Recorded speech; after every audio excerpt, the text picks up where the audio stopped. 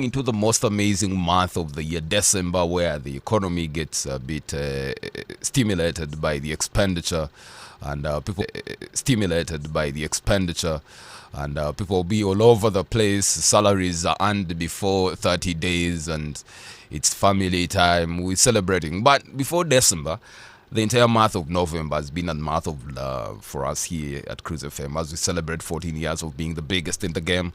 Now, the party is coming to Elephant Lounge tonight. Now, today, I'm excited because Cape Town is going to be set ablaze. We looking up at Elephant Lounge where we are turning it up and expect niceness and the problem child, Momo, Belga MC Kacheche, DJ, all the DJs. Let me not mention all of them, but the DJs are there. Star Saints, Modern, and the rest. So pull through, and we have a very good time. Now, before we get into the topic of discussion, let me give you a rewind of the week and we get started. Now, we know that President Museveni spent this entire week campaigning in the Greater Ankwale with rallies held in Intunga, Morubanda, Kavare, Kazo, and the president urged the president to shift their priorities from demanding for tarmac roads to focus on building household wealth. I somehow kind of believe, because we've seen situations where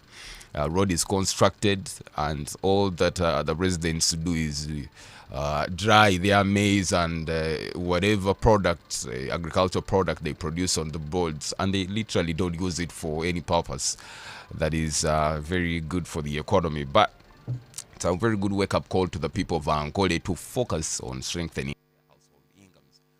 Peter Mpaka, a big seater, formerly member of the National Inter Platform (NUP), and former candidate for Mbara City North, officially crossed through the national resistance movement after announcing his withdrawal from the race and the party.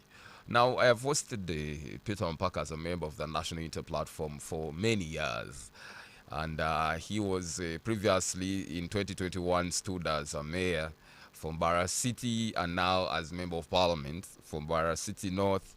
He joined the NRM, and we are waiting to see how that plays out.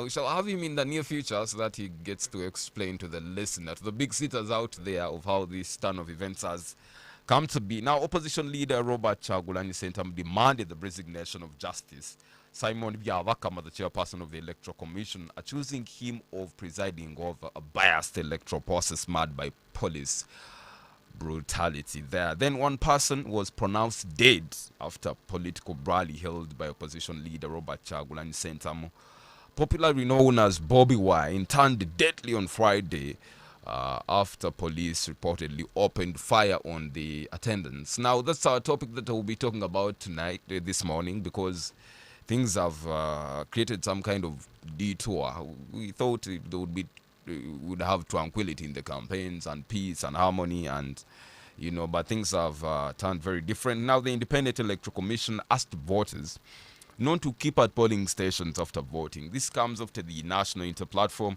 sent out a message to supporters to remain at polling stations in their protest vote and protest against their and protect their vote in what they've dubbed the protest vote.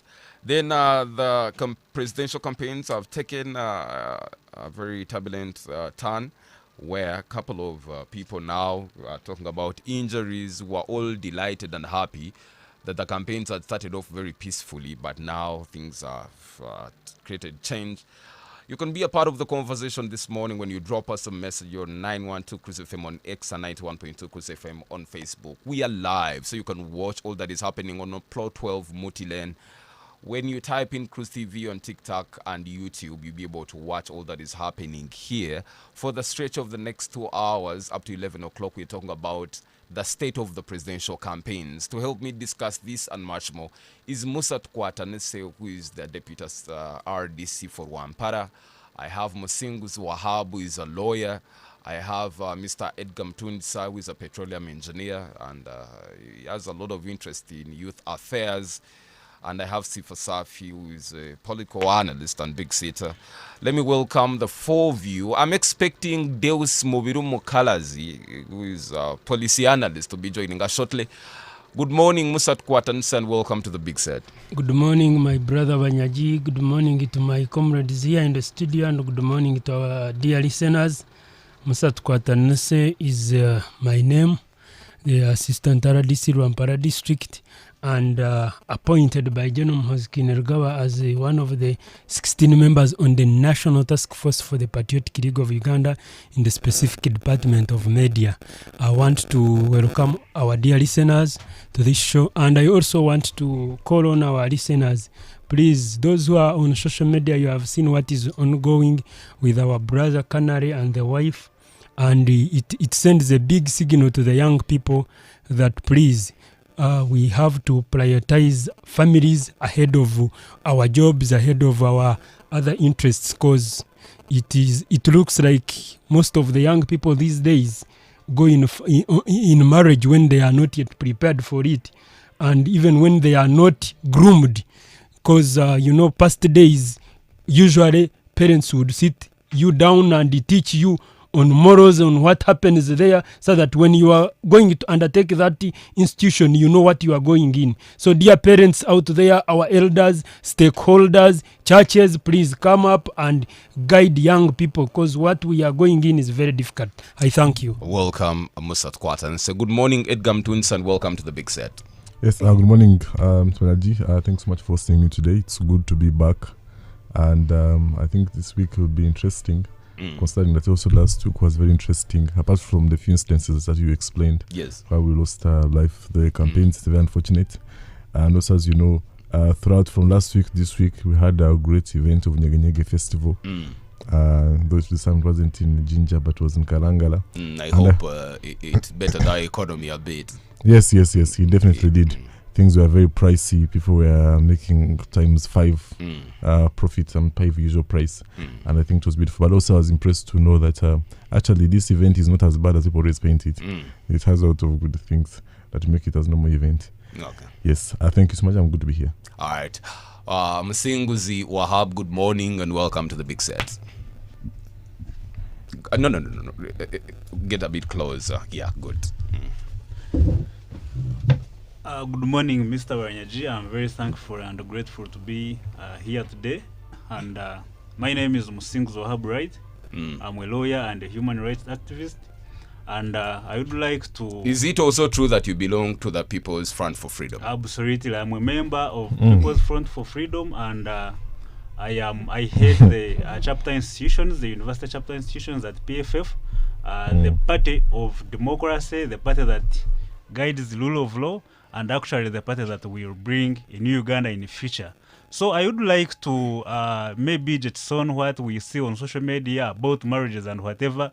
Marriage is the full of optimism that has actually 9 lives, like a proverbial cat. So if at all you don't have some big statements on marriages, you might find out that people who are fighting in between, they have come to one another. So we have to go through on things of that. But also I would like to implore the Ugandans to listen to us so that they can get 1 or 2. And we take the country beyond. Oh, okay. Thank you so much. The talk of town is about this young man that works for a television station that has had issues with the marriage. It's very difficult, especially it's a moment where elders and those that have succeeded at very successful marriages to give very solid advice to the young people. It's terrible. People get married and they cannot even celebrate a term of office for the president. 5 years cannot find them in office. So it's scary, but nevertheless we must encourage them that these things are doable. But also caution them that drug abuse and alcoholism can exacerbate the problem. So take care of your lifestyle. Sifa, good morning and welcome to the Big Set. Good morning, Banyaji, and thanks so much for having me. Good morning, Council Hub. Good morning, Bwana Radisi, and good morning, Mr. Edgar. Of course, to our listeners, thanks so much for choosing this show every Saturday. Kama mlivyosikia, kama kawaida, jina langu ni Sifa Safi, na wasikilizaji wote na wasalimia asubuhi hii.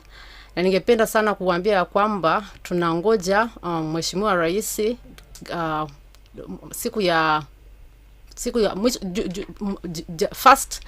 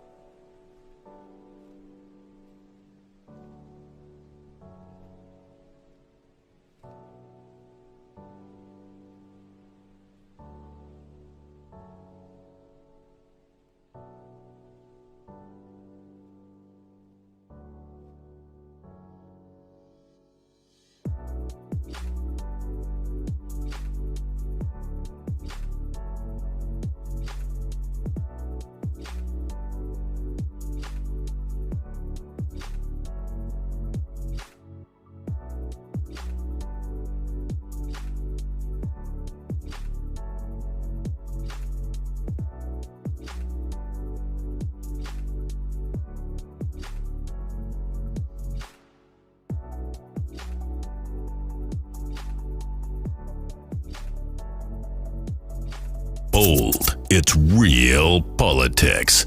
The Big Seat on 91.2 Cruise FM. Great music. Great music. Great friends. Great friends.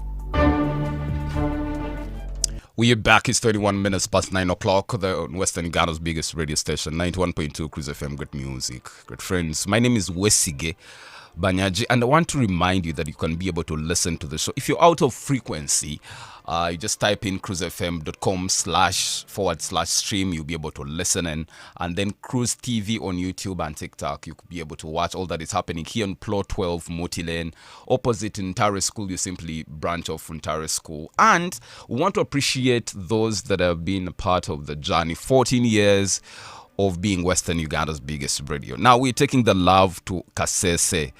We at Elephant Lounge. So K-Town, we are in your town. Please call everyone and tell them it's a party tonight and we're going to have a blast. Everyone is going to be there. I'm also going to represent.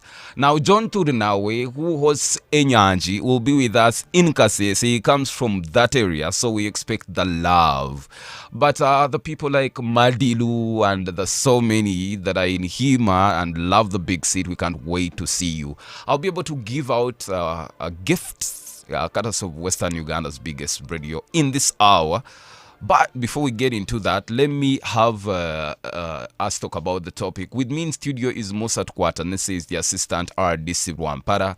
Wahab Msingu, who is a lawyer. Edgar Mtundisa, who is a petroleum engineer. I have Deus Mkalazi Mubiru, who is a policy analyst, he's a lawyer, economist. And I have Sifa Safi, who is a big seater and a political analyst. Let me start with Yardis. Yes? Social commentator. Yes. That's important for me. Very important. Social commentator. Yeah. All right. Get to the man who confidently says he's NRM even when he's a civil servant. Musa Tukwatanise, there's been a change of how the campaigns are being conducted now. We were all applauding the state and the Electoral Commission and all the different political actors for allowing us to have a very peaceful campaign period. We saw at the start from the nominations, we compared to what we saw in 2021, there was some peace and tranquility this time around. There's been a detour, there's been a change in conduct of security forces. There was a pronouncement of one person who lost his life in Kayunga, in Uganda, on Kyagulanyi Ssentamu, the candidate for the National Unity Platform. We've seen violence since. The other day in Kawempe, we saw people that were pushed literally in a ditch, and police has made reports of about 7 of their own injured, and the different skirmishes that we've been able to see. What is happening, Musa? What is so hard for the state to allow candidates to freely campaign? This is a period of about 3 months that is going to conclude on the 15th of January. We have 5 years to go. Why not allow candidates have freely time to express and reach out to the people? Musa. Thank you, my brother, and to our dear listeners. First of all, I want to note that campaign has started well, as you've said, and Kyagulanyi Ssentamu was able to move. Even he came here in Ankole, he went to Kigezi, has been in other regions. And I must note that in the process, campaigns were very fine. Even His Excellency, my national chairman of my party, NRM, and my presidential candidate who is going to win the 2026 race, has traversed the entire northern region, the entire eastern region. He's now in Ankole. He has gone to Kigezi. Now he's finishing Ankole sub-region. And I want to congratulate him. I want to note that when Kyagulanyi was moving in the up-country districts, everything was at par. Not until, but even when everything was at par and security tried to avoid him, you would see his boys trying by all means to provoke security, such that security can do something. You can see, I think I used to ask myself, why a young baby, a snake can come to a young baby and just move away and just go, even if it is a lion. Because when you do, the snake does not even have that mind that a young baby can provoke. So, meaning everything, even if it is harmful, even if it is what, it is humble, it is quiet, it is silent until you provoke. So I must note that this, what we are seeing today, is what NUP has always aspired for. And we have seen it from the up-country moves. They tried to provoke. I am part of the head of security in Rwampara. They came to Rwampara. Our boys tried to avoid their rallies, but by all means they would try to bring in the security. And now when they saw police was not interested, they started saying, even you saw on the ex-hand of Bob Wine himself, saying that the RDC office of the president for Rwampara, they campaigned me, went ahead and told borders and other people not to attend my rally. If they go there, will be arrested. Now you can see the level of cheap popularity and cheap politicking and all that. So that's where we have reached. When they have gone to Kampala and Central Region as a whole, this is a center of business, is a center of money. Actually, you can agree with me that over 70% of our economy is collected from Kampala. So, if Bob Wine comes with his boys and they don't want to first appreciate that Kampala is a center of our economy, And so as you are doing your rallies, as you are doing your movements, you must allow also those who are doing businesses to flourish. You must allow those who are doing taxes to continue moving. You must allow other people.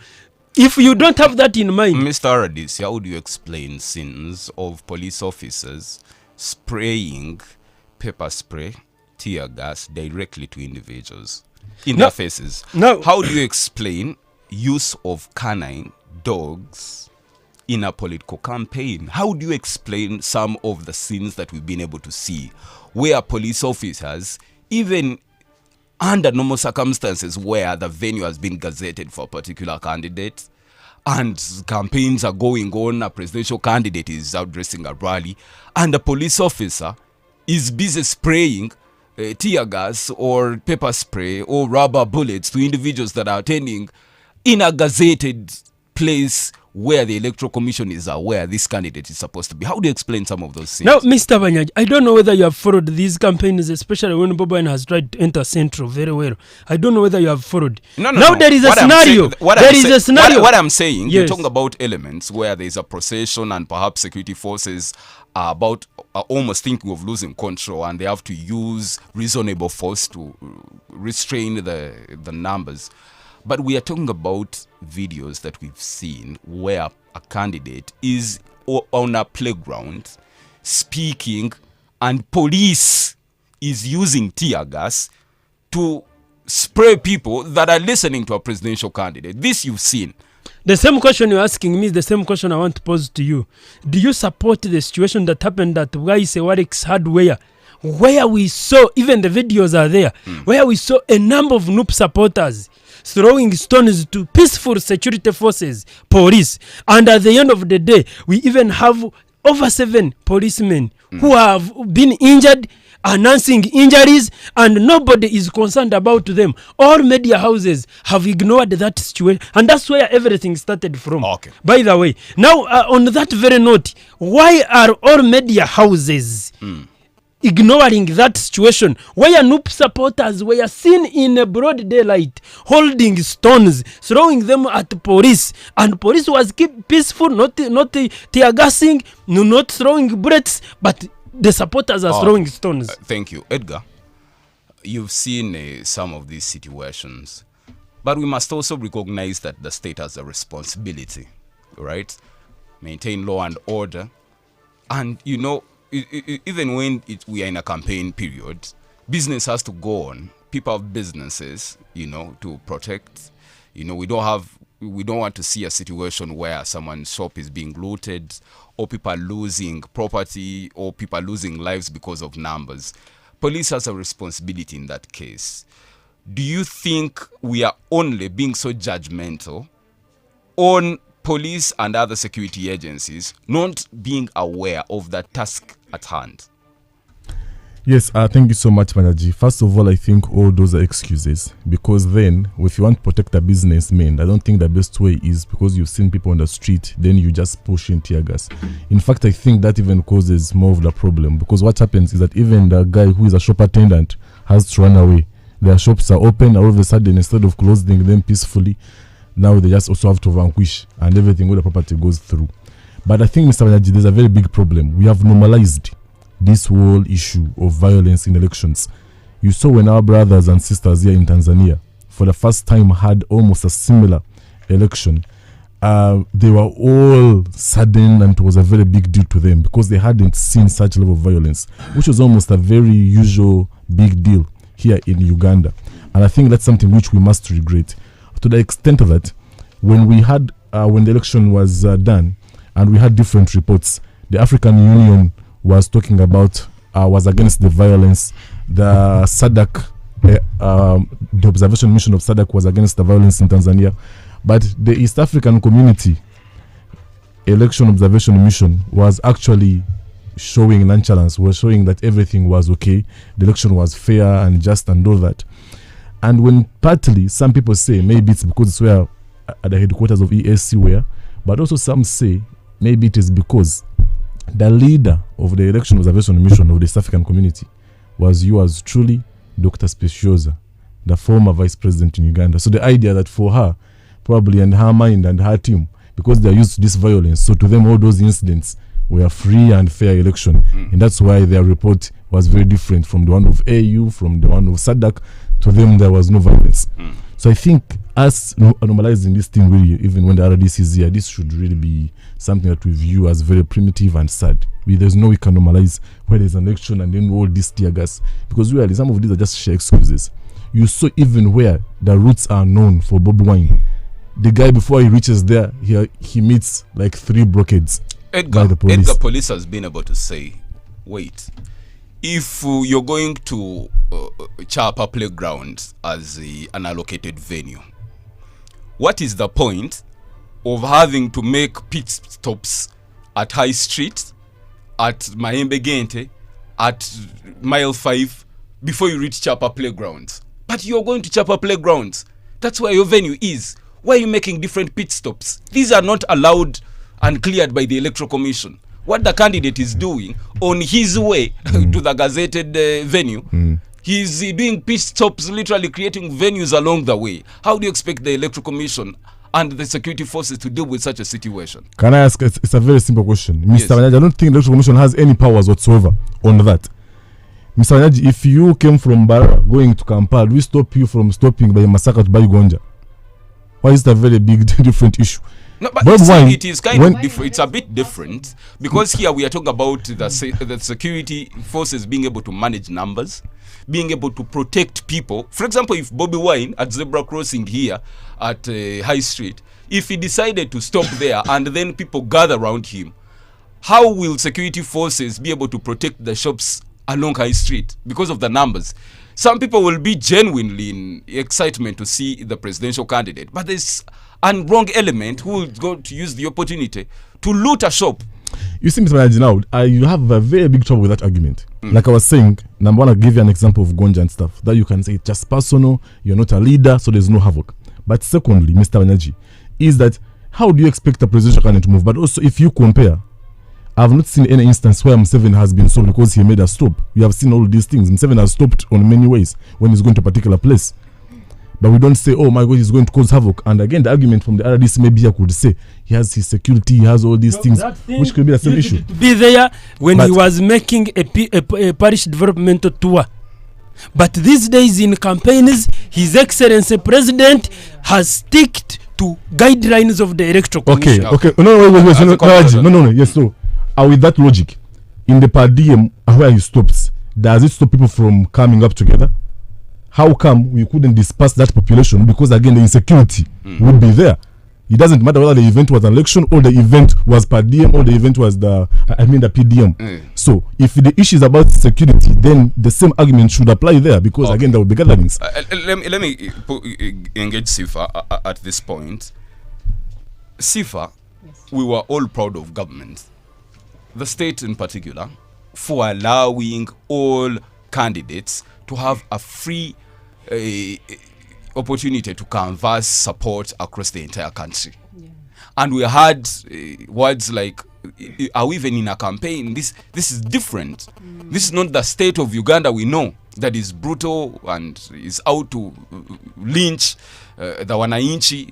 This is a state that is civil and respects the people and their rights. What has informed the change? Yeah, thank you so much, Banyaji. Thank you, Bwanaradis and Mr. Edgar, for your submissions. One, I have to begin by appreciating the work that is being done by the security personnel, not specifically because of what is happening in the recent days, but just right from the start of these campaigns.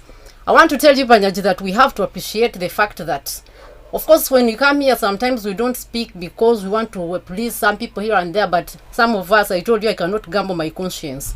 We have to know that when you're not fighting with someone, wrestling them down, you will think the other party is very weak to wrestle them down and we go. So some people do not know what it means because I told you I'm not very green when it comes to issues of security and all that. Some people do not know what it means for someone to control a number of people. I think those, for example, in Uganda, those were about, if you can estimate, I don't know how many 100 hundreds of people. They were quite very many. So if you think that you're going to stand there and tell them like a head boy on an assembly of a school, and you tell them, the people, be peaceful, be good, be quiet, take this route, please come here, don't do that, it is very impossible, and we all know that. I was looking at watching some news on a TV channel, and there was a witness who said that it is very unfortunate, by the condolences to the family of the person who died. Someone was saying the eyewitness was saying that it all started quite well, but at some point there was a group of people who were pelting stones at a police patrol vehicle. So what do you expect, honestly speaking? I'm telling you, these are not 10 people, these are not 20 people. So the only thing was the police tried to scatter these people away, to disperse them. But remember, we are different in character and all that. So unfortunately, and people have to be reminded every now and then that these bullets do not have eyes, Banyaji. No, accidentally it's going to hit you. So for me, it is unfortunate that happened, but you never know what might have happened if they had not tried to deter that from worsening and splitting and spilling over to some other neighborhoods. So for me, I don't know what someone would, Mr. Edgar, for example, would ask you, what would you rather these people should have done as police in that case, in that particular case of Uganda? I can answer you, Mr. Sipa. Yes, you answer me. That's why I asked. The problem is, all those are really bad assumptions. One, so when you do the tear gas, do you then reduce the security threat? I think you don't. I think you exacerbate it. You make it worse. It's easier for me then to just carry the entire shop. After all, even the shopkeepers in that they're also tear gas. Everyone is campaigning for life. I don't think what I said. Also, secondly, yes. This is not the only election we have had in the world. Even in the US, even all these things happen. But the solution has never been to tear gas the entire population. And they also gave you some other circumstances where it's not about the streets. People in the playground. There's this route, Bob Wine is fully going. Of course, there are some bodabodas following him, and then he stopped. So really, we can't lie to ourselves. Banyaji, I expected him to answer him. I mean, in connection to what I asked and what I submitted. I did not attain one point so far. I haven't talked about security to do with shops and all that, looting and all that. No, they are not dispersing them because they are looting shops. No, I didn't say that, and that is not what I meant. So throwing stones, I can answer that. Banyaji, the question was, it was supposed to be brief for you, for precise. I said, what would you rather the police would have done to disperse those people who was pelting stones at their vehicles? What would they have done? And the police should have arrested those. No, but Sifa, yes. How is it possible? Honestly, we are all adults here. Yes. That a candidate has campaigned for a month and their supporters have not pelted stones at the police and other security agencies. And their supporters are only remembering to pelt stones in the middle of a campaign. Where have these elements been? So Mr. Moderator, what you're trying to say, for purposes of guidance, we must agree that the politics in Kampala, in the central region, especially Kampala, can never be compared to the politics here in Mbarara and in Rukunji. I don't know how you're going to. And that's why when Bobi Wine came here in Mbarara, went to Shema, went to Rwampara and all parts of Chigezi, however much the supporters were trying to provoke security, because they lacked the backup of our people here, nothing could happen. But now when you go to Kampala, the supporters that are moving with Bobi Wine will provoke the security, and then even the other people behind will want to back the supporters. That's why everything we are discussing now stems from the situation that happened when stones were thrown at police officers. Sifa, conclude. I cannot conclude when my time was used by my colleagues. So you have to add in some minutes there. Now, Banyaji, from what you asked, are you trying to say that it's a lie? These people did not pelt stones at the police vehicles? You can answer me. What I'm saying, Sifa. No, it wasn't. It was for Banyaji because he asked the question. If I said the same, it would be completely hearsay. Yes. I was not at any of the venues.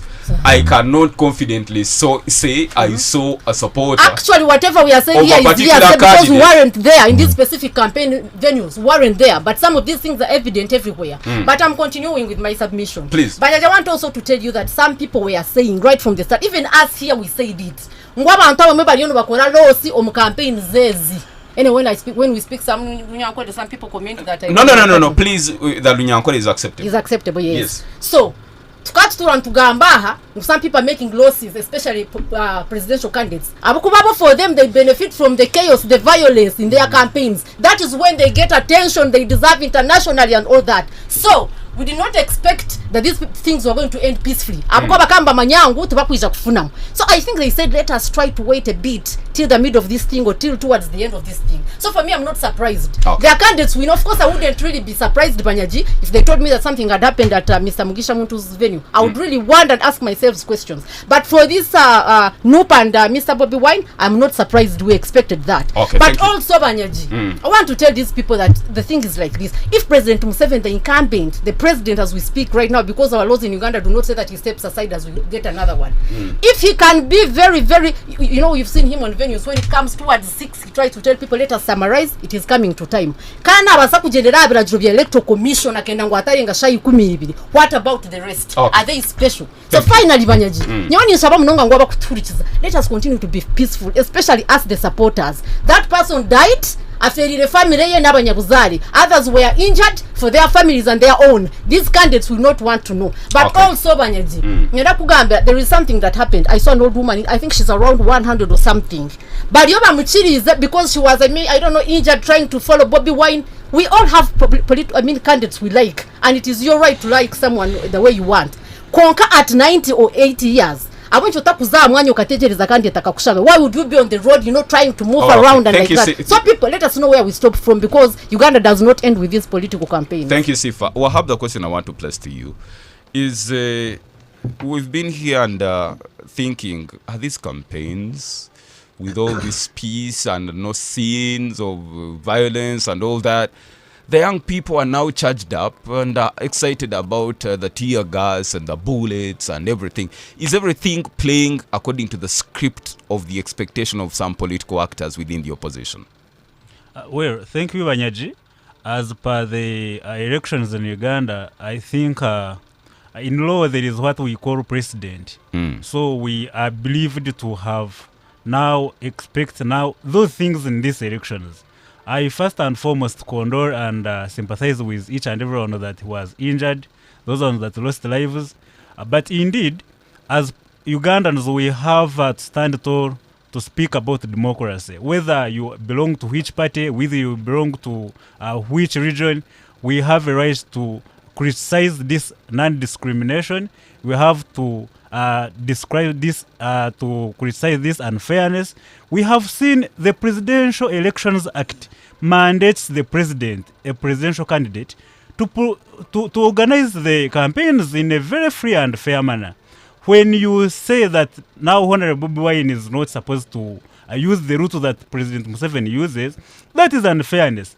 The Election Act is mandated to organize the free and fair elections. These are the free and fair processes that we see. Then if we see that injured people, we see that the police is mandated under the Police Act to maintain law and order. The army under the Constitution is mandated to create peace for the people. When a person invokes the police under the Police Act has the right to arrest. It has even a right to enforce the arresting when a person refuses, not to tear gas somebody, not to kill someone. We have as Ugandans to create a brief that we are going. No. You cannot say no because you're not moderating. You accept the question. Why do you fear questions, Mr. Council? I want to ask him. He's talking of democracy and all that, and you're saying they are not supposed to be tear gas and all that. But what is your comment, briefly, on the injured police officers, according to what we hear? No, the injured police officers. Is it law for the civilians to attack police officers on duty? Moreover, there is no where there is fire. There is no where there is smoke. Where there is no fire. Where is the fire? On the police officers, on those who attacked them. The police comes in. We have seen, I think, the he didn't answer my questions, but let him continue with his submission. First, wait.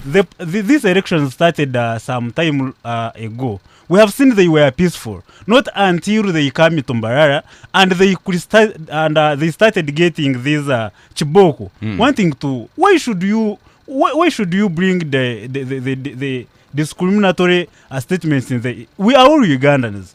We have seen, because it had been going that the elections are peaceful. Well, it was peaceful, and I think these are elections that had been organized. Thank you, Wahab. Let me bring in Mukalas at this point. You could perhaps create the balance on the elements of the different interests of first the candidate and the state. The state has a responsibility, and it's not vacated because of a campaign period. You know, is it also true that within the opposition, such scenes elevate their ranking within a campaign period? That Kyagulanyi would be very interested to see such episodes so that now he will have his face on the front page and you will have his talkability on everyone talking about all that is happening. Is it playing positively for the opposition? Yeah, thank you very much, Banyaji, and good morning, ladies and gentlemen in the studio, and to all our listeners. Once again, I'm Mukalas Deus. I've been keenly listening when you invited me to the show and shared the topic. I started wondering why we would even be discussing this. Been trying to really find justification and reason for us to spend time on something that is expected. Somebody hinted on it here that we were actually wondering why the campaigns were peaceful up to all this time. So to us as Ugandans, violence in elections has become the norm, not the exception. We were actually would be surprised if the violence didn't come. We were only surprised that it came a bit late, but we knew that it was long time coming. It was long overdue. It was going to come at some point. It was going to happen. Yes, you cannot pretend who you are, because coming to your question on who benefits from the violence, I think that's where we can really have some debate. Yes, about who benefits in this violence. Is it the opposition? Is it the police? Is it President Museveni or candidate Museveni? Is it candidate Kyagulanyi? Is it Uganda? Who benefits? Why should we have violence? And in my view, to respond to your question directly, I think it's a bit simplistic to say that the opposition benefits from these acts. When we step out of our homes and families to go to listen to candidates, we expect to go back in one piece, alive. We expect our properties to be safe and protected. I doubt that there is anyone who benefits from the violence. And if it were true that opposition benefits from the violence and it gives them mileage, why give them the platform? So does the police, the state, and the NRM in this case, because sometimes it's very difficult to make a difference between NRM and the state. The fusion is too much. Of course, the one example is here on this panel. When you have an RDC public servant who cannot make a line distinction between serving the state and serving NRM and President Museveni in particular, then you know we are in for some big trouble. But I want to believe that in terms of violence, for me, who is the benefiting? Beneficiary? The biggest beneficiary is the one who bruised it. There can never be violence. In terms of science, violence is a result of friction, not so. That is true. We have seen instances where the police and security forces have not really intervened. There hasn't been violence, and we experienced it in the first month of the campaigns. So what went wrong? What changed? Why now? If you really know that a candidate is going to be at a certain place, I stay in Kampala, and in particular in Wakiso, I think it was either on Monday or Tuesday, I was going to town, and when I reached the main road, and specifically in Magere, it was like we're in a war zone. So I talked to my border guy. I said, what's happening? Twachtegedent President Yasuze Waka. So when Bobby Wine sleeps at home, the whole place is called, it's literally a garrison. Off. Then he said, tonatuuka kaleerwe nempeererwe palese emundu emmotoka ziri oyinza okukulowooza nti lutalo. So this is an ordinary border guy who's speaking. So when you create a situation for violence, then sometimes I think it's only better that the violence happens. But we also know some of these things may not be backed up. As a lawyer, you don't want to really be speculative. But also know that there are elements in the security that benefit from the violence. We know there is an operations budget. We know that the security and the military of this country really has little or no integrity to talk about. We know at the moment that there are cases of fabrication of terror incidents in Uganda. When I speak about that, at least I have the evidence. If we have a military apparatus at least that it is a public secret. Yeah, if we have and we know there is even a general who is in jail. There is an investigation going on. An investigation going If you have a military apparatus that can go to the extent of fabricating terror attacks so they can get operational budget, how about fabricating little violence? I do not want to go into throwing stones because sometimes we don't have the facts of these incidents. It does not really. We have seen incidents. Remember the incident where a gang of young people were beating people on Kampala Street sometime after the elections, dressed in NRM in yellow. And then the NRM people turned around and said those were NUP guys who were dressed in NRM t-shirts to come and tarnish the image of NRM. So we are dealing. Let me ask a question. We are dealing. My brother, I have a question for you. Granted. Now, do you want to mean that the boys that were seen on media, even when you check that they are there throwing stones at officers, do you want to mean that they are stage managed? Okay, can I respond? All I'm saying is, I'm not saying it's not possible. I'm also not saying that it's possible. Based on what we know that the security and military can do in Uganda, there is an ongoing investigation about military fabricating terror alerts, killing people for the sake of justifying a budget in operation. When you're dealing with such people, it's not far-fetched to allege that they can actually do that. Thank you. Yeah.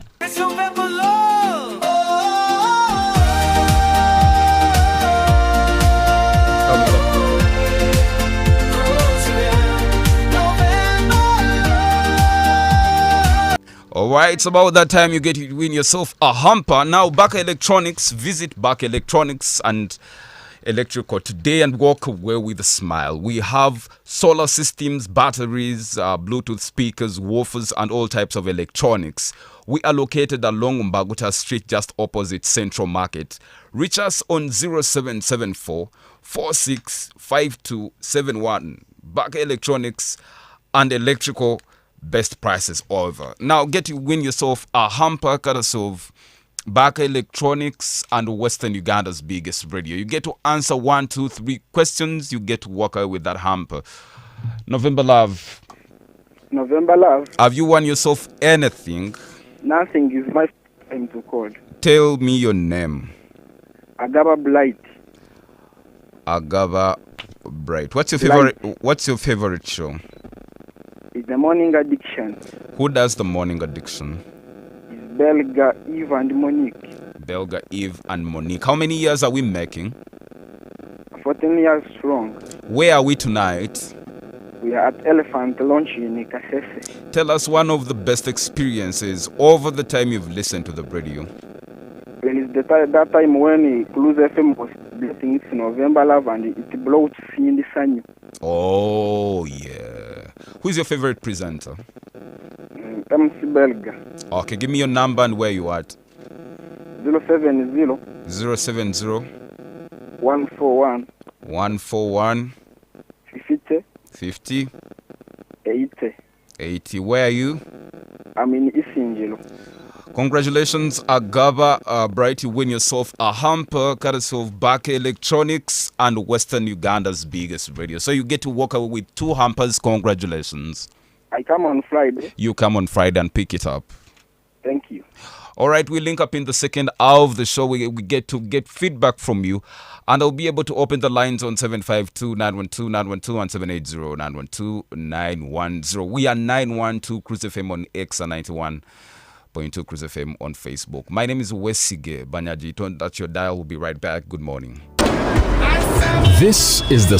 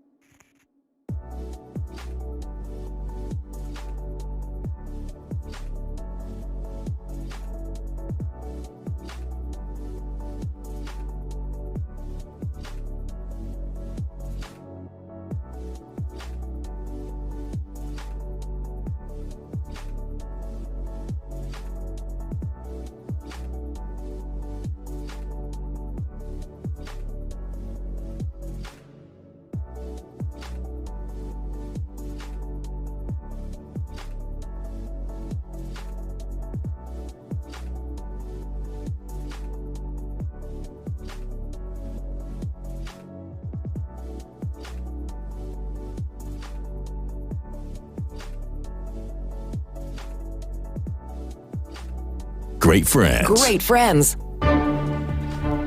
While we are back, it's 2 minutes past 10 o'clock on Western Uganda's biggest radio station, 91.2 Cruise FM, great music, good friends. We're marking 14 years of being the illest, the baddest, the greatest, everything in between. But tonight we at Elephant Lounge in K-Town. Now, I had a blast last year in Kasese. I'm hoping to multiply it tonight. Now, if at all, I'm even looking for a wife. So if at all there is a Mkonjo, Msongora, Mutoro, or anyone around those places, really, I think proposing tonight will not be a bad idea. So come through.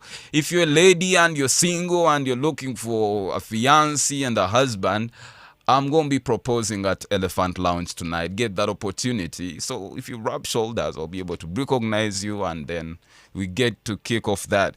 But we're talking about the turn of events in the electoral period. We know certainly that we had applauded the state for exercising restraint and decorum when the elections, the campaign period was starting. We, all Ugandans, were not sure of whether we are indeed in the campaign season or not, where Bobby Wine would freely move and say all that he needed to say, and Munyagwa was all over the place with plates and rice. And it was really civil. We would think that Uganda would pass off as a Scandinavian country where elections is not a matter of a do or die. But there's been a change of things. We know that the chairperson of the Electoral Commission, in fact, called on all Ugandans to vote and go home, and not be a part of those that claim to take up roles that are not granted by any act of parliament or the constitution. By saying this is a protest vote, we are voting Kakume, Kakube, Kalinde, Kakume, so something like that the NRM is trying to propagate. The state is saying no, vote, go home. But we've also seen situations where the state is a bit overzealous. We saw in Kawempe the other day, where we saw citizens really being pushed in the ditch and police officers are being stoned. But also what caught our attention is the fact that the spokesperson of police came out to make a report of what had transpired, but was not even cognizant of the citizens who had been injured, but rather talked about only the 7 police officers that had been stoned. Wouldn't we say the police is always between a rock and a hard place, exercising restraint in a very provoking circumstance? Now, we know that we're going literally for the final stretch of the campaign. Is it only going to get worse or it will get better? Wahab, what is your prediction? Do you think the state will go ahead and entrench its authority under the constitution to make sure that everyone and every actor is within the ambits of the law? Or you think it can only get worse as days go by? Thank you so much. Sincerely speaking, we are going in a worse situation, worst actually. And we have seen that the process of election is not free and fair. Then what of the results? Actually, for what you have actually mentioned that the state has said that after elections you go home. That is not acceptable. We have the whole section in the Parliamentary Elections Act, section 31(4), that says that after voting you sit 30 meters away the polling station and you wait for the results. But where does the state now gets mandates to say that now after electing you go home? That is unacceptable. But now, for the opposition, as Museveni said, we don't have opposition. I am very interested to say this, that the opposition that we had, we saw during those days in 2016, Dr. Kizza Besigye had formed Power 10. That was the process vote actually, which NOP is saying now. But for it, how it said, how it brought it, actually it even lost meaning. Power 10, it was to those people who were 10 to vote, and whether you have gone home, but there were those specific ones who will go and guide the elections. Actually, I think even when the election went bad, but it was some a bit of strength how to ring that election, because it was guarded, and it was surely proved people voted and remained there. Okay. And 2, maybe there is what we call voluntary non-fit injury, whereby the voluntary The assumption of risk. The assumption of risk. For me, I see that in 2021, Honorable Chagulanyi said that he believed in democracy. I think he's the one who is bringing all these ones. If he had protested this vote, let candidate Museveni go in election, because he clearly know that the election, you cannot be in a match where the team has appointed a referee, and you know it actually because you had seen the cases of Dr. S. Javas Museveni, where you even got caught. Mr. Wahab, and you're a lawyer, you know very well that is what the law is. Us lawyers know that you can argue the facts, but you may not necessarily change what the law is. When the law places the authority on the desk of the president to appoint the Electoral Commission chairperson, unless that law changes, it will still be business as usual. But I want to appreciate let me first make this point. Then if it was maybe the gist of it, then candidate Chagulanyi was going to hold his integrity, because he had said that he is not coming back. Why are you coming back into a sham election? Okay, thank you. He was going to protest for the electoral laws, whereby the Electoral Commission chairperson is going to be first voted by the people, where the democracy in election will prosper. Okay, let me bring in Mukalazi for a particular reason on that element. We know very well that the election result does not really get on the 15th of Jan. All the way from when nomination is done, the entire process only culminates in what will happen at the ballot on the 15th.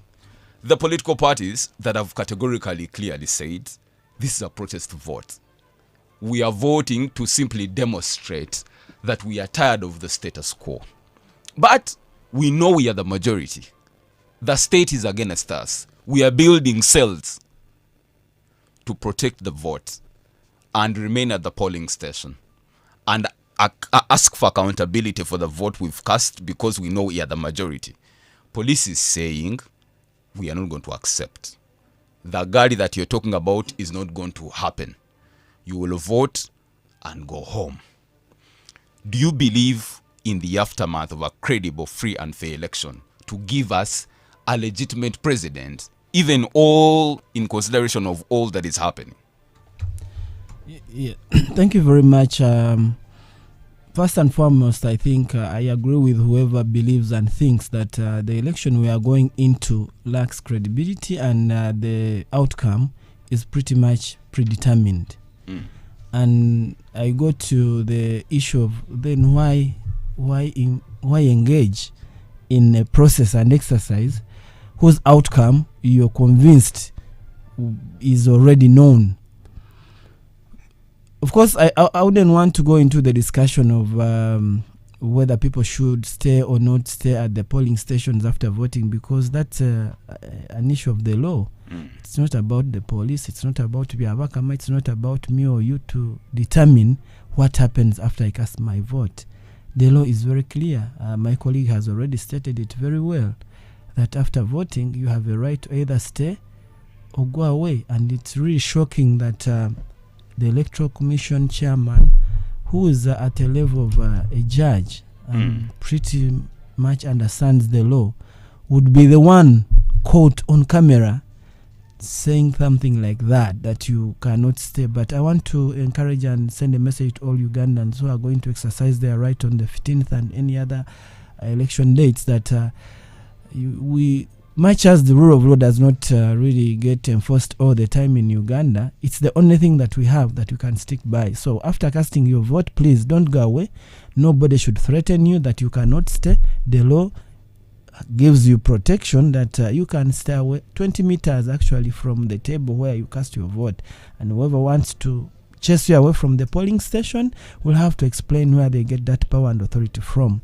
But in terms of why we should go into an exercise whose outcome we pretty much know is that and to respond to my colleague who thinks Chagulanyi shouldn't have subjected himself to an exercise that he thinks is going to be rigged, I want to remind him that Dr. Kizza Besigye has always answered that question and said, this is the only opportunity we have to rally Ugandans, to keep hope alive. We know that the exercise, and actually I keep asking myself, why is Mr. Museveni and his people campaigning so much? We know very well that they know what's going to happen. The previous election disputes have all established elections in Uganda have never been free and fair. Forget about the process, because even the process is so rigged. But even at the actual casting of the vote, always massive ballot stuffing, change of results, arresting of agents for other candidates. But we go into this election because we cannot abdicate our duty and role. You're dealing with a system and regime that has lost all sense of shame. If you said you're going to boycott an election, there are always ready-made substitutes to make an election look credible. You'll have the likes of, I don't want to mention names, but we know that if the credible opposition say they are not going to participate, tomorrow you'll have another candidate in Mukala's Deus who's competing and giving legitimacy to that election. Actually, Mukalas, that's the problem that we have in Uganda. If we could brief now those one who perpetrate to be opposition, for me, I think that maybe we are masquerading, because we cannot believe in one another.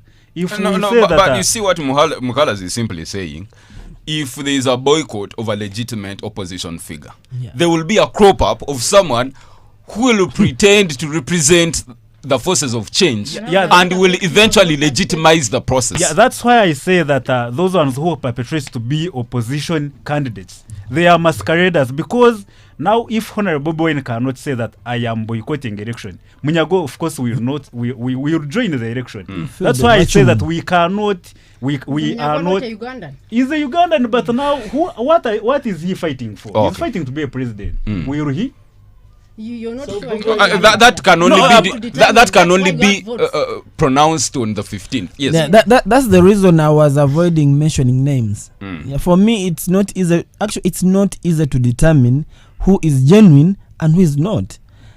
Okay, sometimes we really have to go through this process and let nature determine its course, because Nandal Mafai will tell you his genuine opposition. Puga will tell you his genuine opposition. Munyago will tell you his genuine opposition. What do Ugandans think? Even Japan will tell you his genuine opposition. Bobby Wine will tell you his genuine opposition. But I'm very sure that Ugandans know who is genuine opposition. They also don't. They do. They No, don't. no. That's why for me, There's no yardstick for that. They also don't. Actually, They for also opposition, to make it this clear, for opposition died with Dr. Besigye. There is That no is your any opinion. opposition. But That's Let's bring in Musa and Edgar. Yes, Edgar, get to the microphone. Now that we know that the state is in full drive to make sure that we shall not be intimidated by all and sundry, but rather respect and uphold the whole constitution in as far as protecting life and property and our territorial integrity. There's been talk of external forces trying to create wrong elements domestically to disorganize the electoral process and delegitimize it, so that particular interests are satisfied. Close by in Tanzania, President Suluhu is up and about with the international community because she thinks they are the ones that are influencing the Tanzanians to do what they've been able to do after that election. Do you think, as we head to the 15th, there could be some external forces that are interested in destabilizing our country, using this period as an opportunity that the state has a responsibility to preempt and avert? Yes, thank you so much, Mzaji. I think that's a very interesting question. And I really think, truly, there are those external forces.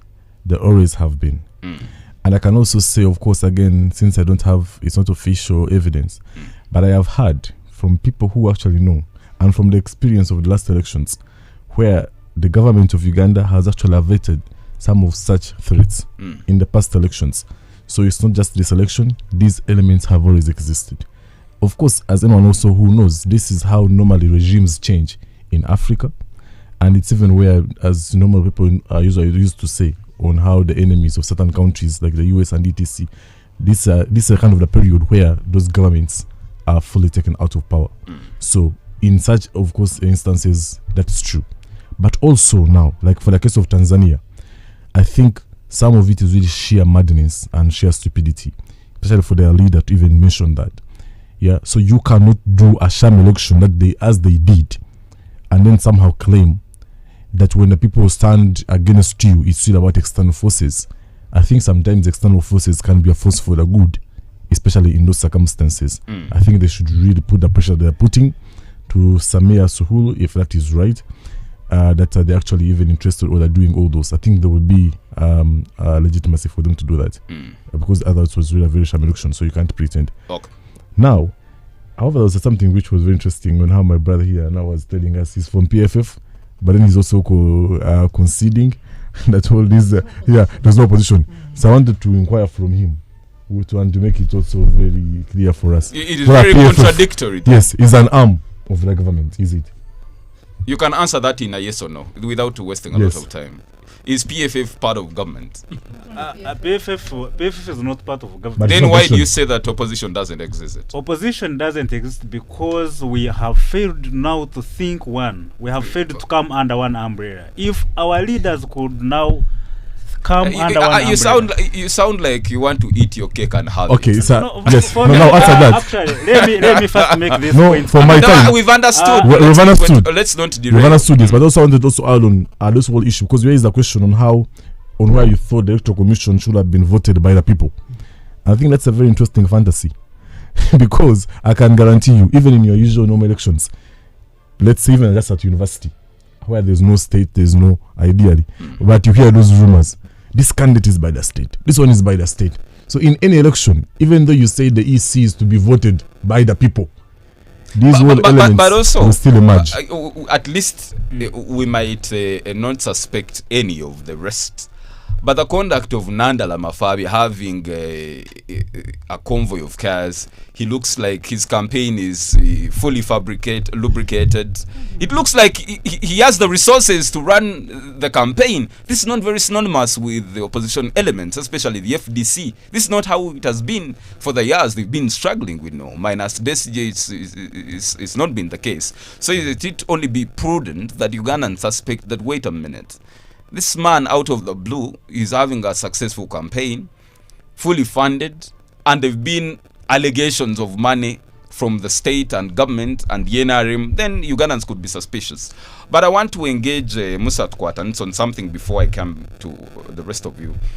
On X, Adenito Nicholas is listening in and is saying, I think the security forces are the major disruptors of presidential rallies. Imagine, we have seen police vehicles knocking down border drivers, intentionally spraying tear gas.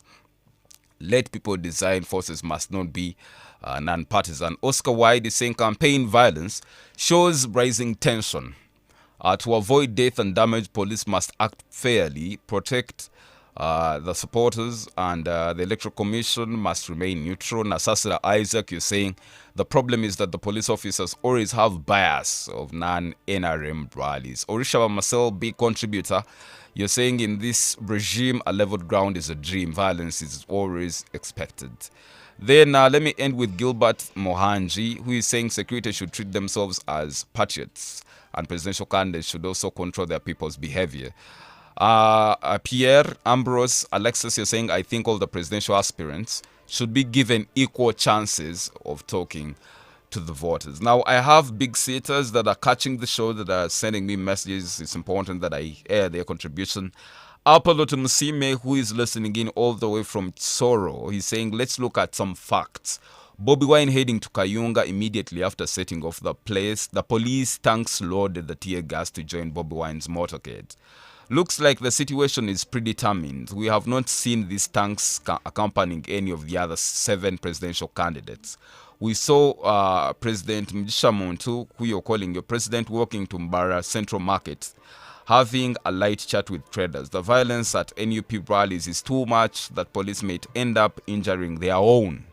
we can't actually justify that the 7 officers Musa is talking about are injured by NUP supporters, not police officers themselves. Thank you, Apollo Tumsime. I'm going to come to you before we go for a breather.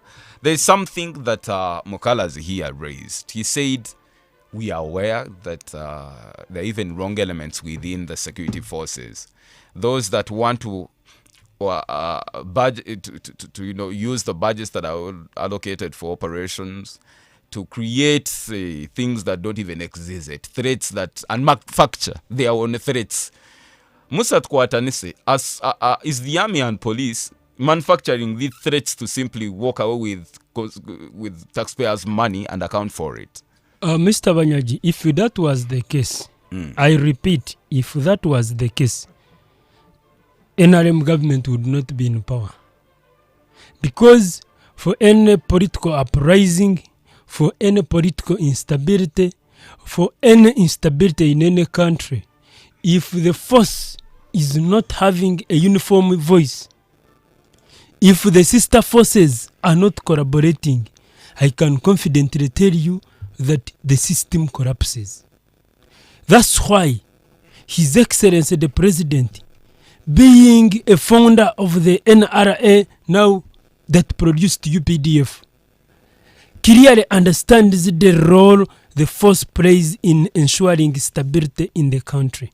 And so, it would be dangerous of me or of any citizen of Uganda to start saying that security can create things, can stage manage events for purposes of just simply collecting money. No, what we are saying, there have been official reports. We know there is a general that is in jail right now, and these statements were made by the CDF because after the Namgongo incident of June the 3rd, where Ugandans lost lives as at the conduct of security agencies, there was information that was officially released that indeed some elements were creating those skirmishes simply because they want money allocated for operations. That is a matter of fact. This is not something that is manufactured at Kavule. That's why it is something that has been official. That's why I've told you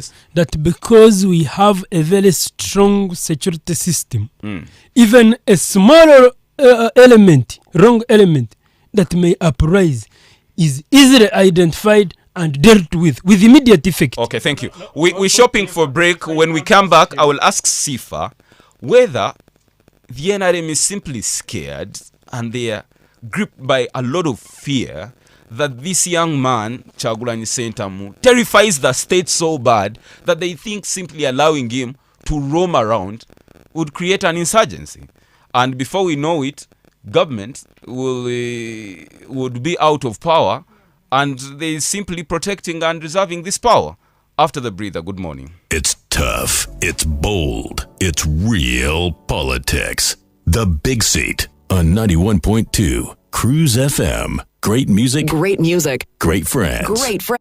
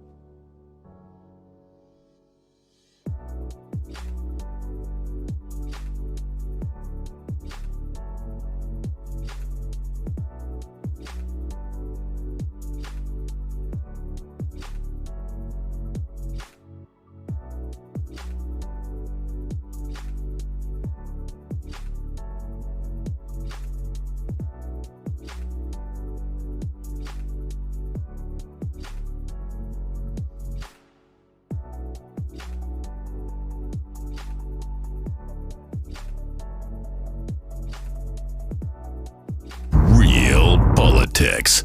The Big Seat on 91.2 Cruise FM. Great music. Great music. Great friends. Great friends. Alrighty, that ain't get any better. We are 26 minutes past 10 o'clock on Western Uganda's biggest radio station, 91.2 Cruise FM. Great music, great friends. My name is Wesige Banyaji. Now, if at all you've been a partner of Cruise FM for this month of November, as we celebrate 14 years, it doesn't mean you cannot continue to partner with us going forward. Now, you will still be able to get those discounted rates if at all you advertise for us. So don't stop at the 30th of this month, but continue to advertise for us as you get to scale up your mileage in business, promote any kind of event with us here at Cruise FM. We are on Plot 12 Motilen, Ntare School. You branch off inside that as you're going to Kachika is where we are located, and you'll be able to reach out and enjoy the service. Now, we want to appreciate Asuma Suzy Fashions, Back Electronics, Basama Young Chitembe Traders in Uganda, Bash Cakes. Yesterday we had the new steward, gave us a treat. Thank you so much. We had a blast. We enjoyed the night. Brisk Suit, City Parliament, or EDC, Bettina Electronics, Daydream, Unisex Salon, and there's so many. And I have Nyonyozi. This one also was a part of the Cruise FM event of November Love. Nyonyozi, these are cleaners. They provide laundry services and all that. Markwell Supermarket in Ibanda, Tseka Snack Center, and there's so many of you that have been a part of this celebration. We want to say thank you so much. But the uploads go out to those that have loyally listened to the Big Seat and Cruise FM for the stretch of 14 years. We pledge that niceness is coming your way, and we shall give you the best, because that's all we commit to do. Now, we're talking about the state of the campaigns, how the presidential candidates are conducting business, and how the citizens of Uganda are responding for this. Now, we're drawing close to the 15th of January, the anticipated day of voting. Shall we have a peaceful election? Or there is fear? There is always that kind of fear that comes with elections. Shall we see the demonstrations that we saw in Tanzania and Kenya? Or shall we have a peaceful election that we see in Rwanda, Namibia, Botswana, and Ghana? But before we went for a break, I put a question to Sifa. Is the NRM so terrified? I will not say the state. Is the NRM so terrified of the opposition that these numbers that they saw in Arua, in Kayunga, in Iganga, in Mbarara create an impression that government may be overthrown simply because Ugandans have gathered and could overwhelm and overrun the state? Is this the case, Sifa? Yeah, thank you. I'll answer that, but I'll mention this first.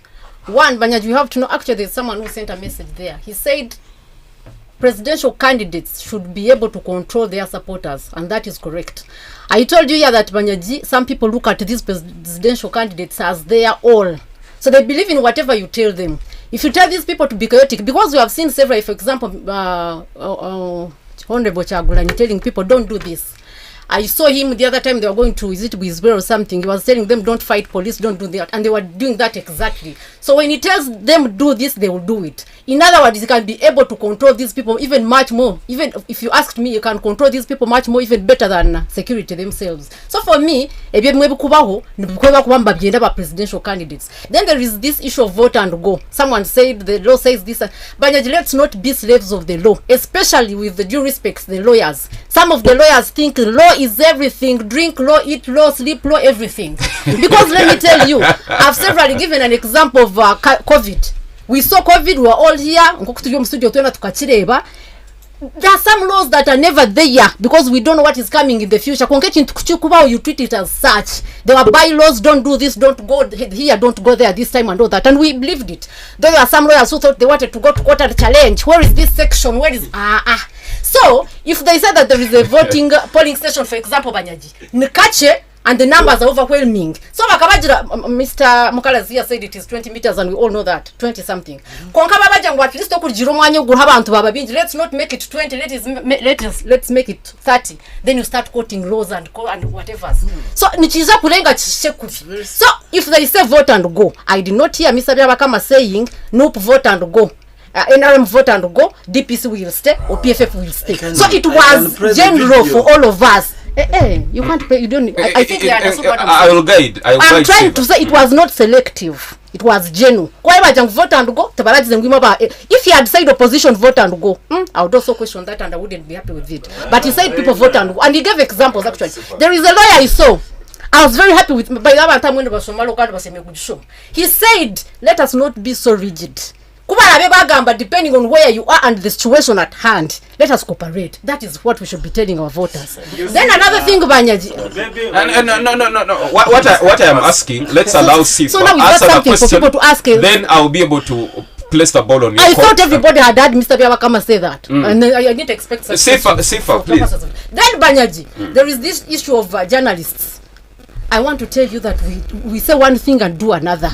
We are all talking about partiality, then being neutral and all that. There is a TV station I know. When they start covering Chagulanyi, it will be 30 minutes. So are you trying to be balanced? I didn't want even to mention, but people know because it is a concern out there. They are not balanced at all, and they are showing that.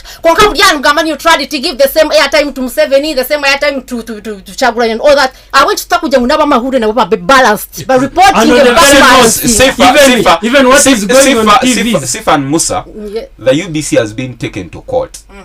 On unbalanced reporting. The same person who has taken UBC to court should have taken other stations as well. And actually, court made a pronouncement. And in fact, the result was that all candidates must be given that's equal what it time. should. That is not debatable. I have no problem with it. Now, balancing it's okay.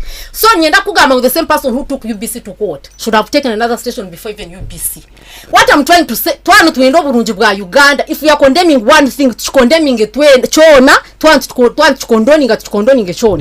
do you not say balancing? Then another thing, I told you I'll answer your question and I have not answered it. Please do. Who is supposed to protect Ugandans? Not everyone is interested in these things of campaigns and red and yellow and everything. Some people are looking for money for Christmas and first time and for their children and all that. So if I'm selling my things on the streets or the market is nearby there, bakakuja ngota campaign in Jerome Katare, why do you make noise? I've given an example of President Museveni. Actually, someone at the beginning was saying President Najena imeraha na hanyola like afande RDC. I've not seen President Museveni just stopping anyhow.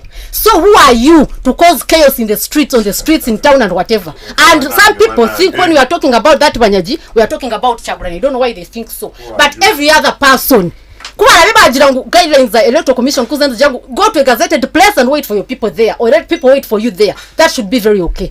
And another thing, Banyaja, is I answer your question and give other people time. Please. I want to tell you that we should not run away from the fact that Chagulanyi is Kampala or Central Uganda is stronghold of Chagulanyi. So don't think that whatever happened in Ankole in Eastern Uganda is the same thing that is going to happen in Central Uganda. So do the laws change for Kampala in particular? They don't. And I'm not saying so what is the problem? What I'm trying to show you is obviously, whether you like it or not, the numbers in Central Uganda for Chagulanyi are going to be bigger. And the numbers come with a lot of things. Security-wise, movements for other people, transport and all that. So I'm trying to say that security and other people who are supposed to be maybe the question that would linger is that we've seen NRM making processions in Kampala. Processions to where? The other day during the PLU celebrations of the birthdays, they were making processions. The other time, there is now Unstoppable UG. These processions, Banyaji, have been there. How come we are not seeing them being Banyaji, let me answer that and give people time. I have been part of those PLU processions and actually at the forefront for overtime. I wish I could answer I want to tell you that these processions have always been guided by the laws. How? We seek for permissions, we seek for traffic guidance, we seek for security guidance, and we follow whatever guidelines they give us. And that's why you have seen for every procession we make, we have never interfered with businesses or transport. Okay, let me conclude. Please. So what I'm trying to say is when Antuchumanya, let us not pretend. Abantu bakunda Chagulanyi muri Kampala kandi ni bingi. They should not allow them to do whatever they want simply because it is a strong Thank you, Sifa. Let me conclude again. Opposition, I want to thank Mr. Lawyer for what he said, that there is no opposition in Uganda. That is what it is when Antuchumanya. So what I'm trying to say is even those people who think they are the opposition parties, they are projects like any other. But I want to give you a fat and pregnant example here. We know of people who have been with me on the same show and elsewhere on other platforms. Chagulanyi is the answer. Chagulanyi is the future. Another answer. No. That person. That person is called Peter Mpaka. He is a big seater here. He's an example, but there are so many. Yes. What I'm trying to say is, some of those people, there are many here in Mbarara, in other places, Kampala, where they were saying Chagulanyi is this and whatever. But as we speak, they look like sunflowers. Yellow, amachanda baga manya machanda gona and gaga yellow gatero kashana, they are shining. So I want to tell you, some of us have not changed our minds. If I tell you, we have problems in Uganda, but the solution is not going to be. Thank you, Sifa. I can tell you people who are sending me messages because of Sifa today, that you've taken the cow by the horn, and the men, I have to believe someone has just sent me that message. But let's get some feedback here. No, I've given you enough time. On Facebook, I've gotten some. Ahimbisiwe Alexa saying candidates should always guide and ask their supporters to stay calm. Let's listen to the feedback. Candidates should always guide and ask their supporters to stay calm during campaigns. Otherwise, Peter Mpaka ya Turiamorukwi. If itwe aba NUP, you're listening in from Uganda. Thank you, Alexis. Let me read Tashubia Edio saying, I think Museveni wanted to contest against himself, considering with how security organs, security agencies are conducting themselves. Matthias Major, you're saying hello to Mtundisa. Thank you. James Michael Otis, you're saying, I think it's campaigns and the candidates should inform their supporters designated places where they are going to meet them and stop the processions. And then Zubel Kayonga, 2 miles, we have a problem in the country. The problem is the NRM regime. Let me go to Cruise TV and get some of your feedback. I see Tashavia Enoch. You're listening in from Kashonji. And I have a couple of people here, Nwajilia Ambrose, you're watching actually. And The Secret, you call yourself The Secret, and you're saying, truth be told, Museveni's policy is too much, and all that. Keep the conversation coming, the messages I'll be able to read some of them. And let me come to Edgar here. That maybe we should be able to understand the Electoral Commission when they say people should simply vote and go home. There's nothing to understand. Yes, I think managing the numbers at a polling station where you have elements as extreme as some of Chagulanyi's supporters who could be intoxicated with any substance that they could be, to allow them within the vicinity of the electoral area would be dangerous, and it would overwhelm the electoral officials. Why not oblige to the suggestions and proposals of the Electoral Commission to vote and go home? First of all, is that a concession that our police and security forces are that cheap and that weak and incompetent? Because if they claim all this power they show on streets, empty power, why don't they then exercise it on those polling stations and guard their 20 meters as it is by the rules? If you're going to talk about a combined force of about 50,000 personnel, can all these troops be able to provide the required security? Why not? You are going for the Indian Ocean. You're talking about polling stations. So we are telling you. So I think it's a very lame excuse. But second, I think also Sifa knows this is really unfair. You can't claim that, you know what, you guys, you should go and vote. There's a reason why people have got to be there. That you should go vote and then you go home. There's a reason why you have got to keep on the polling stations. It's the only way you can get your vote. It's the only way you can, first of all, witness the injustices thereafter. It's the only way you can know whether after you voted there are some pre-ticked boxes and all those things that were brought into the polling area. So if you just voted and went to sleep, on that very note, let me say something. How can you know that? Let me say something very crucial. Now, okay, say something very crucial. I want to guide you that every candidate, whether presidential, whether MP, has that trusted person at every polling station called an agent. Now, and what is the role of this agent? Look at the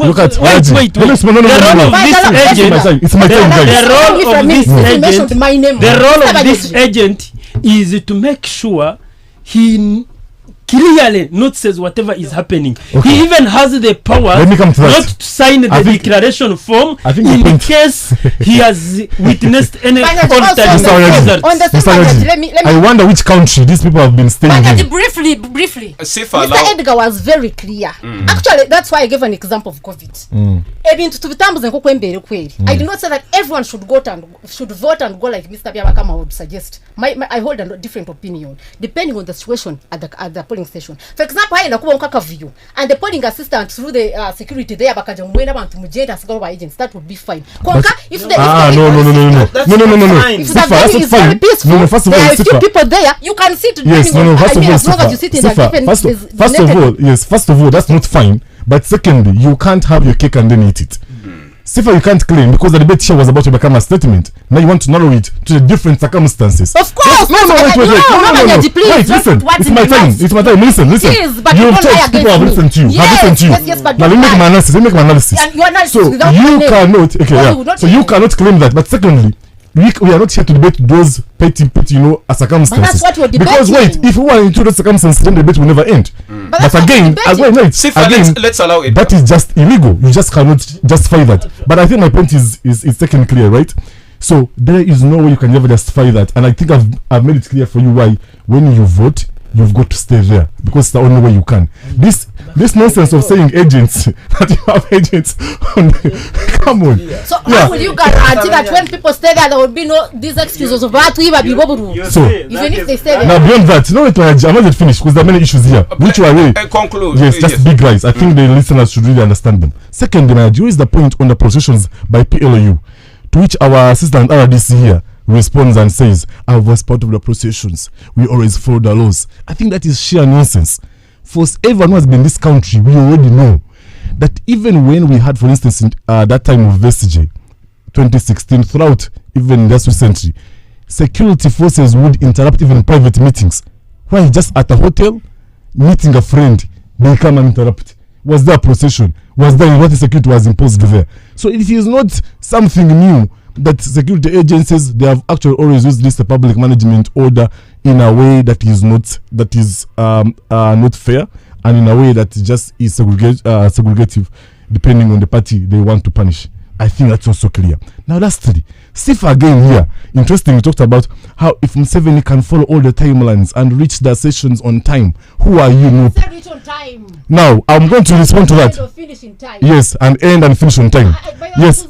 Yes, okay. Let me respond that. Yes, Sifa. But they talked about me. No, it's okay. Let me respond that. Right? So one thing you don't realize is, for instance, we saw in all the districts, especially I think even recently, where Bob Wine is going is first of all disrupted.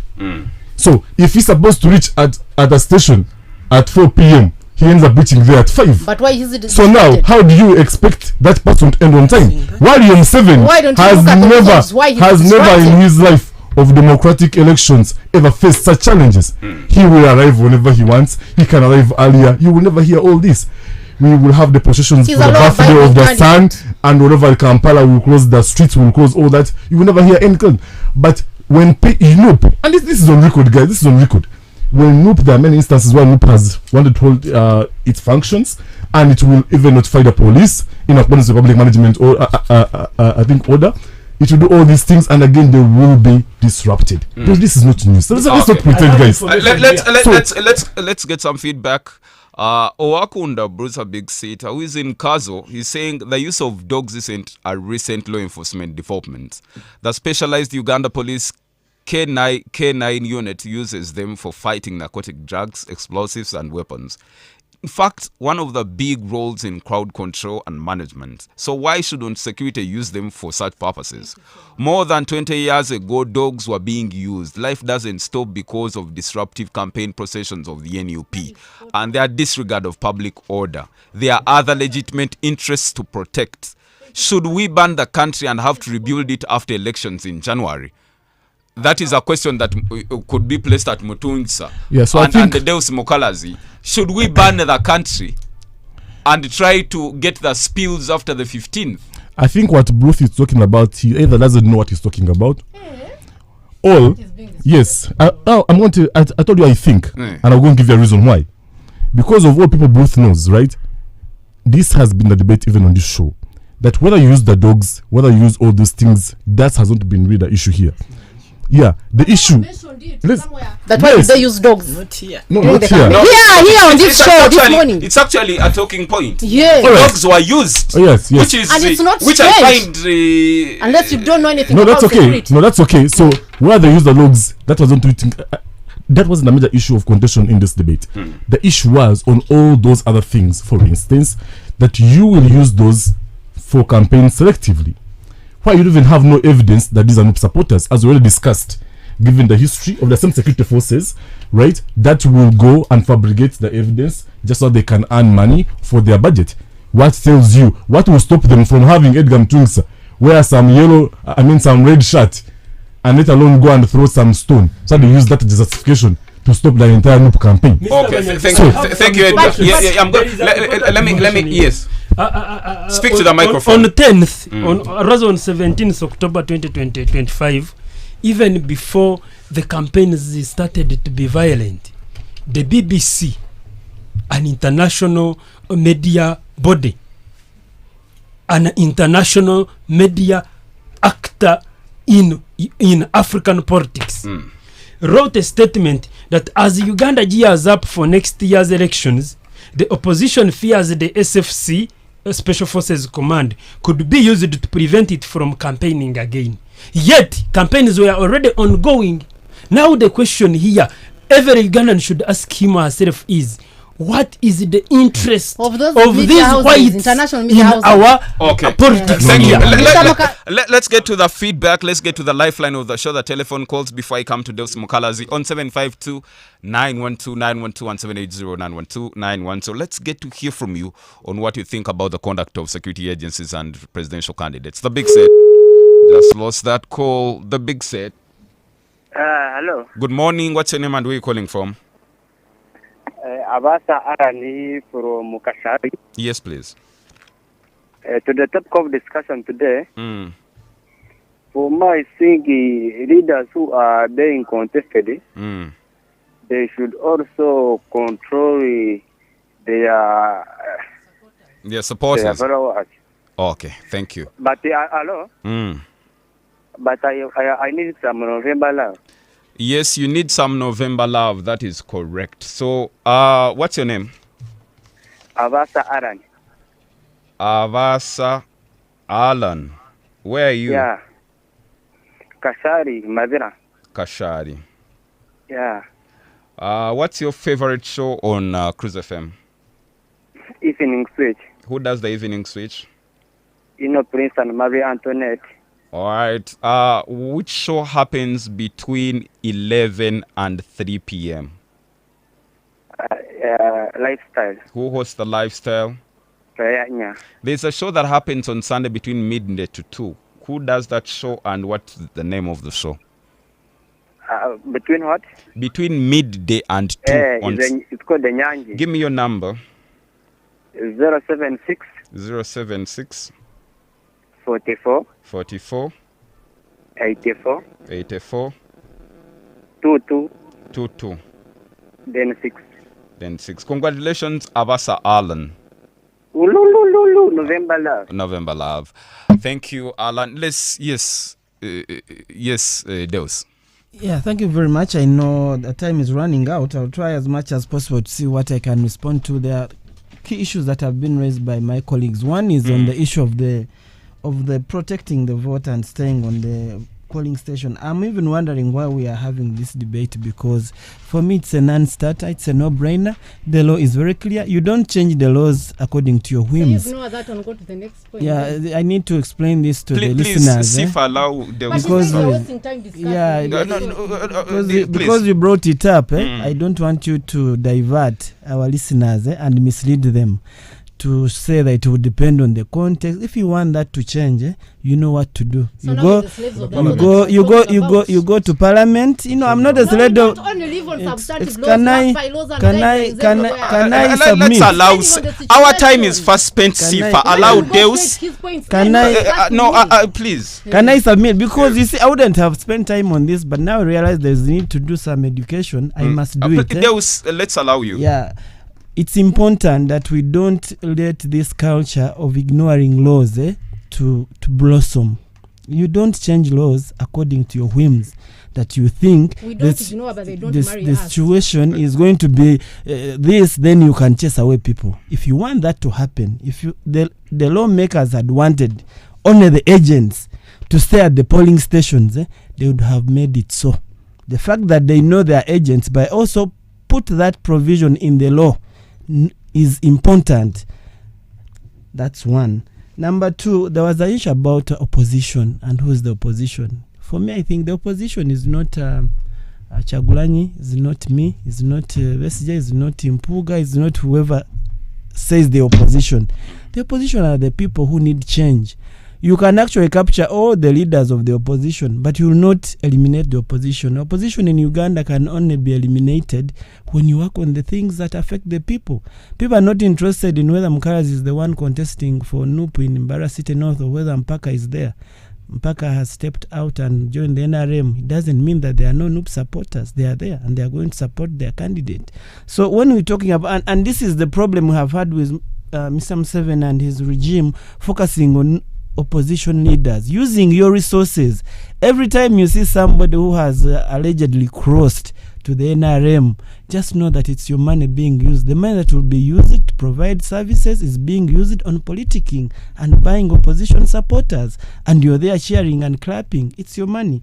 And maybe lastly, on the issue of my sister who says that for a party, for example, that has been lining up behind candidates at polling stations to argue that you cannot control crowds on a polling station using secret ballot. Imagine, people have been from an election using lining. Do you know the chaos that is involved in voting by lining up behind candidates? And you tell me that you don't have the capacity to control crowds on secret ballot. That's being dishonest. And that's the dishonest we are talking about. And lastly, because I know I may not even have the chance to speak again, let's all be sincere and know that this is our country. Violence does not benefit anyone. It's not a political strategy. It doesn't benefit anyone. Let's try to give everyone a chance to exercise their freedom, to exercise their right. People should be able to go and listen to their candidates. And when I go to listen to a candidate, doesn't mean that I support them. Yes. The idea of campaigns and rallies is not that the people who come to your rally are your supporters. They are supposed to come there to listen to you and make a decision whether they should support you or not. But that has changed. So if you stop people from listening to candidates, how are they going to make informed decisions? Oh, okay. Thank you so much. Let me hear your parting shot. Thank you so much. What I can maybe put across is that the violation of the law is fair to those ones who favors at the particular time, but there is a time where it will reach and it will also not favor you, that in that particular time it will be unfair. We have seen people making POMA, Public Management Act. And they have gone to the rallies. That act has gone but to how do you invoke such an act in a situation where a presidential candidate is in a gazetted facility and talking to the people of Uganda? Absolutely. And we have seen those ones who say that the grant of bail is unconstitutional, not until they have been denied bail in their personality. Oh, okay. And then criticizing the process of the government and the judiciary. So the law is to be fair and unfair. Oh, okay. We have to criticize the law and non-discriminatory and in its fairity, and Ugandans are supreme. Ugandans are... Thank you. Thank you. Our time is fast spent. Yes, in thank a second. you so much. In just a second, I Mm. want to inform Ugandans and request them that in the exercise of our mandate, in campaigns and in supporting our presidential candidates, we must always quote from the Constitution, Article 43, that limits our rights. And lastly, I want to rally Ugandans, Rwampara people, that President, His Excellency Yoweri Kaguta Museveni, is in Rwampara on 1st December, Monday. Let's come in big numbers and show off our president. All right, now Brisk Suits, gentlemen, it's time to dress to impress. Visit Brisk Suits Mbara at ERM Plaza, room 6. We deal in classic suits, neckties, gentlemen's shoes, suspenders, watches, and more. Perfect for weddings, dinners, and all events. Call or WhatsApp 0706 029 569. It's been fantastic show tonight. I want to appreciate you, Deus Mukalazi, Edgar Mtundisa, Msinguzi Wahab, Sifa Safi, and Musat Kwatan. So we are linking up at Elephant Lounge tonight. God bless you. We are out of here. We have news at the top of the hour. Good morning. The views expressed on this program are not necessarily the views of this radio station or its management. This radio is regulated by Uganda.